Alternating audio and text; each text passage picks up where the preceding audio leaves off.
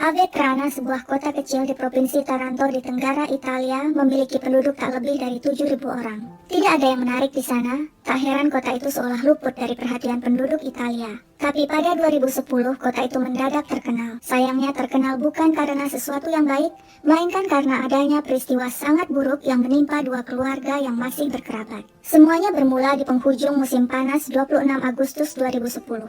Sarah Scazzi, seorang remaja 15 tahun, berjanji datang ke rumah sepupunya Sabrina Miseri pukul 2.30 siang. Rencananya Sarah, Sabrina, dan seorang teman bernama Mariangela akan pergi ke pantai bersama-sama. Tapi ditunggu-tunggu, Sarah tidak muncul juga di rumah sepupunya Sabrina. Padahal jarak rumah mereka dekat, hanya beberapa ratus meter, dan Sarah sudah biasa berjalan kaki ke sana. Sabrina mencoba menghubungi ponsel Sarah, tapi tidak ada jawaban. Dia lalu menghubungi orang tua Sarah, tapi mereka pun tidak tahu keberadaan Sarah. Setelah berkali-kali dihubungi dan ditunggu-tunggu Sarah tak muncul juga, sang ibu Concetta Serrano segera melaporkan hilangnya Sarah pada polisi. Polisi menanyai sang ibu tentang latar belakang Sarah dan kebiasaannya sehari-hari. Menurut sang ibu, Sarah adalah siswi di sebuah institut perhotelan. Dia aktif di Facebook dan memiliki banyak teman pria yang lebih tua darinya. Sang ibu Concetta memang tak suka Sarah bergaul dengan anak-anak seusianya. Sebab itu Sarah kemudian lebih banyak bergaul dengan sepupunya, Sabrina, yang berusia 22 tahun, jauh di atas usianya.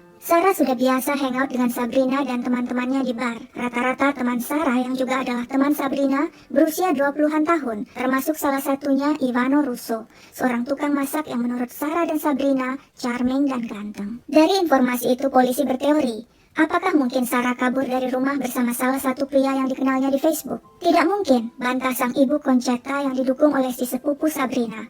Mereka yakin Sarah diculik orang. Kasus hilangnya Sarah Scazzi dengan cepat tersebar dan diliput media. Menarik sekali, sebuah kota kecil dan seorang remaja yang hilang. Media langsung mengorek latar belakang Sarah, dan tanpa ampun, mereka memberitakan bahwa sebenarnya Sarah adalah cewek nakal yang kerap bertengkar dengan ibunya. Sarah gemar kehidupan hedon dan suka hangout dengan pria-pria. Remaja itu punya cita-cita ingin pindah ke kota besar dan jadi orang terkenal. Dia bosan tinggal di Avetrana, di mana kehidupan berjalan selambat keong. Media memang luar biasa dalam menyebarkan gosip.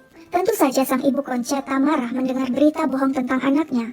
Kepada media, Concetta yang didukung Sabrina dan kedua orang tua Sabrina, yaitu Cosima dan Michele, membantah berita itu. Mereka menegaskan Sarah adalah remaja baik-baik. Sabrina gencar berbicara kepada media dan kerap tampil dalam acara di televisi membela sepupunya dan menghimbau semua pihak membantu mencari Sarah. Dia mengatakan siapapun penculik Sarah agar segera membebaskan sepupunya itu. Pencarian terus berlangsung, hingga sebulan kemudian, tepatnya pada 29 September 2010, mendadak Michele Miseri, ayah Sabrina yang juga adalah paman Sarah, menangis berbicara di depan kamera televisi. Aku menemukan ponsel Sarah, begitu pengakuannya. Ponsel itu separuh hangus ditemukan di lahan kosong tak jauh dari rumah keluarga Miseri. Sehubungan dengan penemuan ponsel itu, Michele pun ditanyai polisi. Pada 6 Oktober setelah ditanyai hingga 9 jam, Michele tidak kuat lagi menyimpan rahasia dan akhirnya pengakuan mengejutkan keluar dari mulutnya. Aku telah menghabisi Sarah. Michele menjelaskan pada hari kejadian siang 26 Agustus 2010, ketika Sarah datang ke rumahnya ingin bertemu Sabrina, Michele melakukan hal tak pantas kepadanya yang menyebabkan Sarah melawan. Kalap, Michele menghabisinya di garasi, lalu membuangnya ke sebuah sumur di lahan miliknya di pinggir kota. Michele juga membakar barang-barang milik Sarah untuk menghilangkan jejak. Sebab itulah ponsel Sarah yang ditemukan separuh hangus terbakar. Pengakuan Michele mengejutkan semua pihak. Pria itu dihujat habis-habisan. Di tahanan dia harus diamankan di sel pribadi karena para napi menyerangnya. Concetta Serrano, ibu Sarah, tidak menyangka saudara iparnya tega melakukan hal itu pada anaknya. Sabrina dan Cosima, anak dan istri Michele, mengutuk perbuatan pria itu. Michele yang selama ini selalu tampil sebagai pria baik dan pendiam, ternyata seorang monster. Kepada media, Sabrina menegaskan ayahnya harus mempertanggungjawabkan perbuatannya di depan hukum. Pelaku sudah tertangkap dan jasad Sarah sudah ditemukan. DNA Sarah juga ditemukan di mobil Michele. Tapi polisi belum puas, sebab pengakuan Michele selalu berubah-ubah. Hasil otopsi menunjukkan penyebab kematian Sarah akibat cekikan. Tapi anehnya, tidak ditemui adanya perlakuan tidak pantas seperti pengakuan Michele. Berarti pria itu bohong. Polisi jadi bertanya-tanya, apakah mungkin Michele sengaja mengarang cerita untuk melindungi seseorang? Polisi sebenarnya juga mencurigai Sabrina. Berdasarkan pengakuan Mariangela, teman Sabrina yang pada hari kejadian akan pergi ke pantai bersamanya, Sabrina tampak gelisah berlebihan saat sepupunya hilang. Dia berulang-ulang mengatakan, pasti Sarah diculik, dan bersikeras agar mereka langsung lapor pada polisi. Polisi juga mendapat informasi mencurigakan dari orang-orang di bar. Sehari sebelum kejadian, Sarah dan Sabrina bertengkar hebat di bar.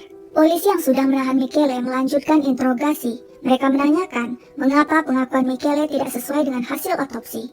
Akhirnya pada 15 Oktober, Michele membuat pengakuan baru. Anakku Sabrina terlibat dalam kematian Sarah. Menurut Michele, pada hari kejadian saat Sarah tiba di rumah mereka, Sabrina lah yang memancingnya ke garasi lalu membekuknya. Saat itulah Michele membantu dan menjerat leher Sarah dengan tali. Berdasarkan pada pengakuan Michele, pada 18 Oktober polisi pun memanggil Sabrina dan menginterogasinya lebih dari 16 jam. Sabrina membantah tuduhan itu dan mengatakan ayahnya bohong dan telah menjerumuskan dirinya. Tapi polisi tak percaya dan malah menahan Sabrina. Dari berbagai informasi yang telah dikumpulkan polisi, baik dari buku harian Sarah, keluarga, teman-teman dan warga sekitar, disimpulkan ada cinta segitiga antara Sarah, Sabrina, dan Ivano Russo, si tukang masak berusia 27 tahun. Semuanya berawal ketika Sarah dan Sabrina berkenalan dengan Ivano bulan Desember 2009. Ketiganya langsung akrab. Sabrina naksir berat pada Ivano, tapi sayangnya meski mereka sudah berhubungan intim, Ivano menolak jadi kekasih Sabrina. Sementara itu, Sarah yang berusia 15 tahun juga dekat dengan Ivano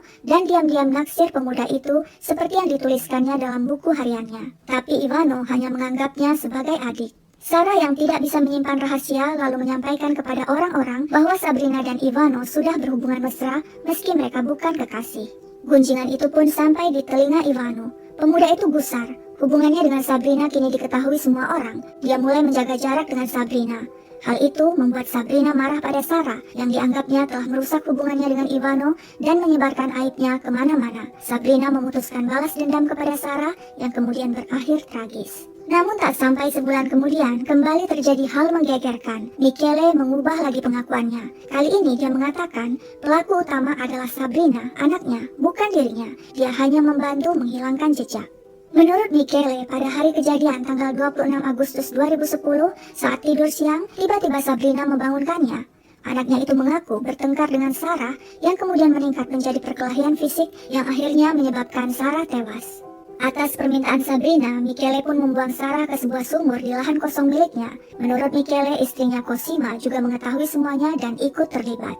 Wah, benar-benar luar biasa keluarga ini, pikir polisi. Mereka pun langsung menangkap Cosima. Polisi yakin Sabrina adalah otak semuanya dengan bantuan ibunya Cosima. Sebabnya polisi mendapat informasi penting dari saksi utama, yaitu Giovanni Bucoleri, pemilik toko bunga di dekat rumah Sabrina, yang pada hari kejadian melihat Sarah berlari keluar rumah Sabrina. Remaja itu lalu dikejar dengan mobil oleh Sabrina dan ibunya Cosima. Mereka kemudian memaksa Sarah masuk ke dalam mobil dan membawanya kembali ke rumah mereka. Menurut polisi, setiba di garasi, Sabrina dengan dibantu ibunya menghabisi Sarah sebelum akhirnya minta bantuan sang ayah Michele untuk membuang jasadnya.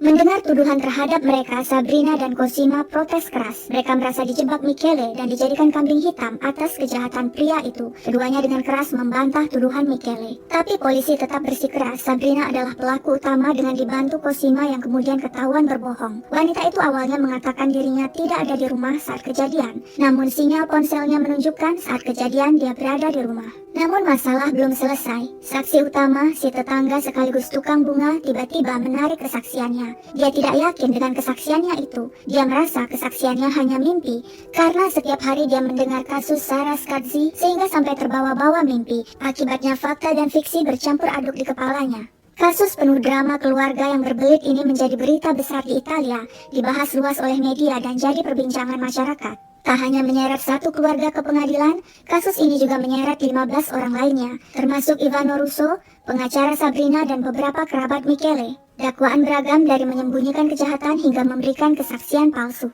Pengadilan dimulai di awal 2012 dan berlangsung panjang dan berlarut-larut. Di tengah masa pengadilan itu, tepatnya bulan Desember 2012, Michele kembali membuat sensasi. Sambil menangis, dia mengaku dialah pelaku sebenarnya. Mendengar pengakuan Michele yang pelin-pelan dan terus berubah-ubah, pengacaranya frustrasi dan akhirnya mengundurkan diri. Akibatnya, sidang sempat ditunda menunggu Michele mendapat pengacara baru. Tapi pengakuan pelin-pelan Michele itu tidak berdampak apa-apa.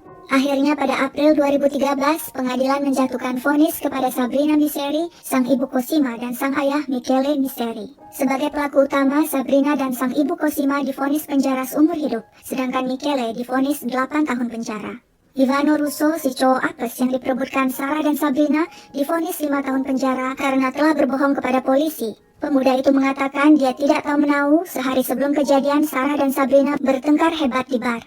Padahal kenyataannya dia tahu sebab dia berada di bar itu. Kerabat Michele yang mengetahui aksi Michele tapi tidak melapor ke polisi dijatuhi hukuman penjara 4 tahun. Sedangkan pengacara Sabrina terdahulu juga divonis penjara 1 tahun 4 bulan karena terbukti telah menganjurkan Sabrina untuk menutup-nutupi beberapa fakta. Merasa diri mereka tidak bersalah, Sabrina dan sang ibu Cosima mengajukan banding tapi ditolak. Kasus ini membuat masyarakat dan media terpecah dua. Sebagian meyakini Michele pelaku sebenarnya yang kemudian nekat menjebak dan mengorbankan anak istrinya demi mendapatkan hukuman ringan. Tapi sebagian lagi yakin Sabrina lah otak dan pelaku utama. Sabrina yang didukung sang ibu Cosima yang dominan telah memanfaatkan Michele yang lemah, membuatnya seperti kerbau dicucuk hidung menanggung semua kesalahan anak istri dan menjadi tumbal kejahatan mereka.